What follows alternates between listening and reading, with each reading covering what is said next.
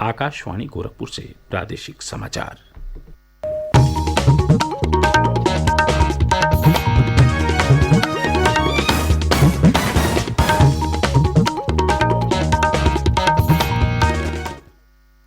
नमस्कार। समाचार बुलेटिन के साथ मैं वेद प्रकाश पाठक। पहले मुख्य समाचार। राष्ट्रपति रामनाथ कोविंद 4 दिवसीय प्रदेश यात्रा पर आज लखनऊ पहुंचेंगे। यात्रा के दौरान कई कार्यक्रमों में होंगे शामिल। मुख्यमंत्री योगी आदित्यनाथ ने उज्ज्वला योजना के दूसरे चरण के तहत निःशुल्क गैस कनेक्शन वितरण का शुभारंभ किया। 10 जिलों में 20 लाख परिवार होंगे लाभान्वित। मुख्यमंत्री ने गन्ने का लाभकारी मूल्य बढ़ाकर 290 रुपये प्रति कुंतल करने के लिए केंद्र सरकार का आभार जताया। कहा, इससे प्रदेश के 45,44,000 से अधिक किसानों को होगा लाभ। और राज्य में कोरोना संक्रमण के 22 नए मामले सामने आए। 16 जनपदों में कोरोना संक्रमण का अब एक भी मामला नहीं। देश भर में 18 वर्ष से अधिक आयु वर्ग के लिए सरकारी केंद्रों पर निःशुल्क राष्ट्रव्यापी कोविड टीकाकरण अभियान जारी है।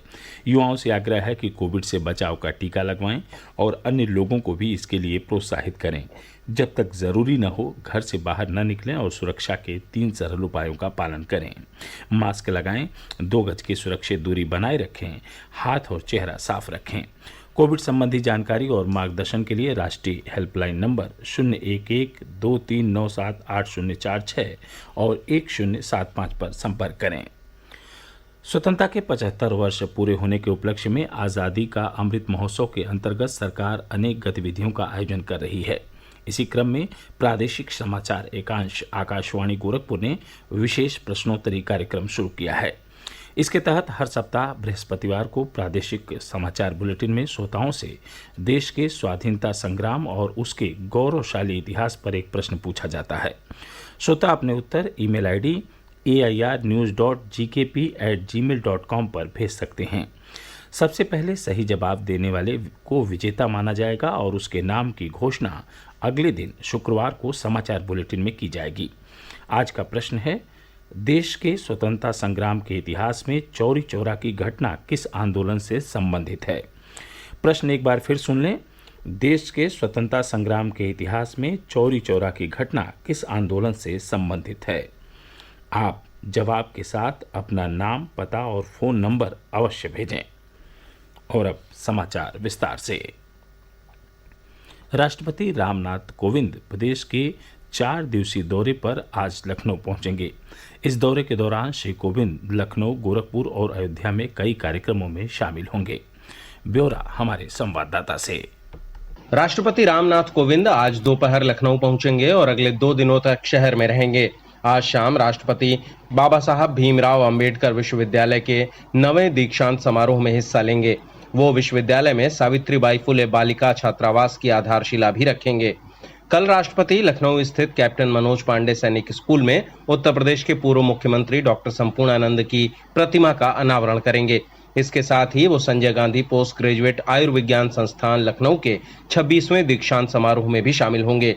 28 अगस्त को राष्ट्रपति गोरखपुर जाएंगे, जहां वो एक कार्यक्रम में शामिल होने के बाद लखनऊ आ जाएंगे। 29 अगस्त को राष्ट्रपति लखनऊ से रेल मार्ग के द्वारा अयोध्या जाएंगे, जहां वो संस्कृति और पर्यटन विभाग की विभिन्न परियोजनाओं का शुभारंभ करने के साथ ही रामलला के दर्शन करेंगे और भव्य मंदिर निर्माण की प्रगति का जायजा लेंगे। सुशील चंद्र तिवारी, आकाशवाणी समाचार, लखनऊ।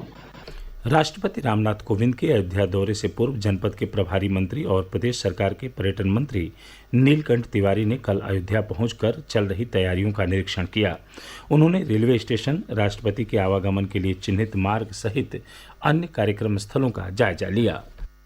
मुख्यमंत्री योगी आदित्यनाथ ने कल लखनऊ से वर्चुअल माध्यम से प्रधानमंत्री उज्ज्वला योजना के दूसरे चरण के अंतर्गत लाभार्थियों को निःशुल्क रसोई गैस कनेक्शन वितरित किए।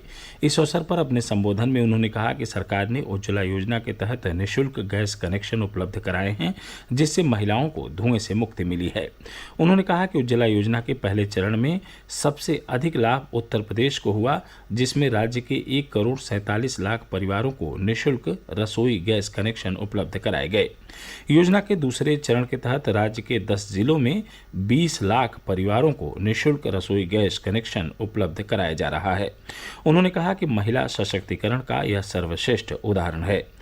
प्रदेश के जिन 10 जनपदों में उज्ज्वला योजना के दूसरे चरण के अंतर्गत लोग लाभान्वित होंगे वे हैं सोनभद्र, बांदा, महोबा, चित्रकूट, रायबरेली, हरदोई, बदायूं, अमेठी, फतेहपुर और फर्रुखाबाद। केंद्रीय स्वास्थ्य और परिवार कल्याण मंत्री मनसुख मांडविया ने कहा है कि केंद्र सरकार ने राज्यों और केंद्र शासित प्रदेशों से सभी स्कूलों के शिक्षकों को प्राथमिकता के आधार पर टीका लगाए जाने का आग्रह किया है। एक ट्वीट में श्री मांडविया ने कहा कि राज्यों और केंद्र शासित प्रदेशों से 5 सितंबर को शिक्षक दिवस से पहले टीकाकरण करने को कहा गया है। ये समाचार आप आकाशवाणी गोरखपुर से सुन रहे हैं। यह समाचार बुलेटिन हमारे YouTube channel AIR news Gorakhpur और ट्विटर हैंडल AIR न्यूज़_GKP पर भी उपलब्ध है। केंद्रीय मंत्रिमंडल ने गन्ने का लाभकारी मूल्य बढ़ाकर 290 रुपये प्रति क्विंटल कर दिया है, जो कि अब तक का सबसे उचित और उच्चतम मूल्य है। वाणिज्य, उपभोक्ता मामले, खाद्य और सार्वजनिक वितरण मंत्री पीयूष गोयल ने कहा कि मंत्रिमंडल के इस फैसले से 5 करोड़ गन्ना किसानों और उनके आश्रितों को लाभ होगा। मीडिया से बातचीत में श्री गोयल ने कहा कि इस फैसले का लाभ चीनी मिलों के 5 लाख कामगारों और उनसे जुड़ी गतिविधियों में शामिल लोगों को भी मिलेगा। मुख्यमंत्री योगी आदित्यनाथ ने गन्ने का लाभकारी मूल्य बढ़ाने के लिए प्रधानमंत्री नरेंद्र मोदी का आभार व्यक्त किया है। उन्होंने कहा कि इस फैसले से प्रदेश के 45,44,000 से अधिक गन्ना किसानों को लाभ मिलेगा।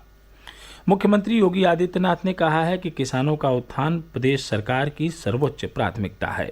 उन्होंने कहा कि सरकार किसानों की आय को दोगुना करने के लक्ष्य के साथ कार्य कर रही है। मुख्यमंत्री कल लखनऊ में एक कार्यक्रम में किसानों से वर्चुअल माध्यम से संवाद कर रहे थे।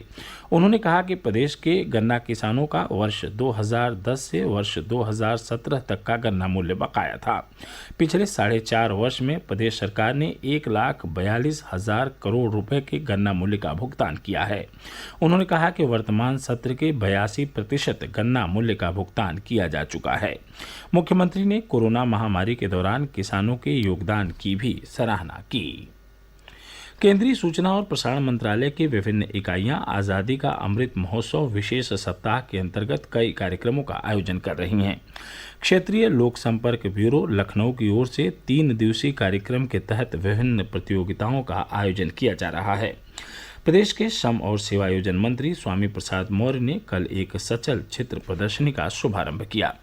पत्र सूचना कार्यालय लखनऊ वेबिनार कर स्वतंत्रता आंदोलन के विभिन्न प्रसंगों पर चर्चा का आयोजन कर रहा है। क्षेत्रीय लोक संपर्क ब्यूरो अलीगढ़ भी इस अवसर पर कई कार्यक्रमों का आयोजन कर रहा है। क्षेत्रीय प्रचार अधिकारी नीरज कुमार भट्ट ने बताया। आज़ादी का अमृत महोत्सव विशेष सप्ताह मनाने के लिए अलीगढ़ इकाई को इस बार मथुरा जिले की जिम्मेदारी दी गई है। अलीगढ़ इकाई इस सोमवार से पूरे हफ्ते मथुरा के अलग अलग इलाकों में जनसंपर्क और प्रचार प्रसार का काम कर रही है।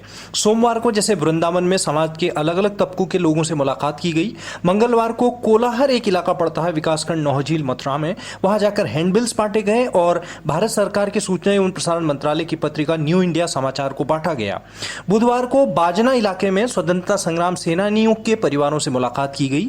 एक मुख्य कार्यक्रम 28 अगस्त को होना है, जिसमें बाजना इलाके के ही 7 स्वतंत्रता संग्राम सेनानियों के परिवारों को चिन्हित किया गया है, जिन्हें सम्मानित किया जाएगा। प्रदेश में एक दिन पूर्व कोरोना संक्रमण के 22 नए मरीज मिले, जबकि इस दौरान 28 मरीज स्वस्थ हुए। इसी के साथ राज्य में कोविड के सक्रिय मामलों की संख्या घटकर 345 रह गई है।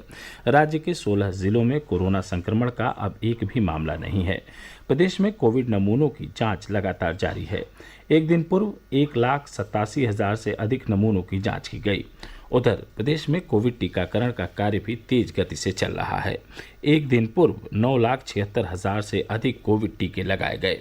अब तक 6,52,00,000 से अधिक टीके लगाए जा चुके हैं। और अंत में इस बुलेटिन के प्रमुख समाचार एक बार फिर से सुन लीजिए।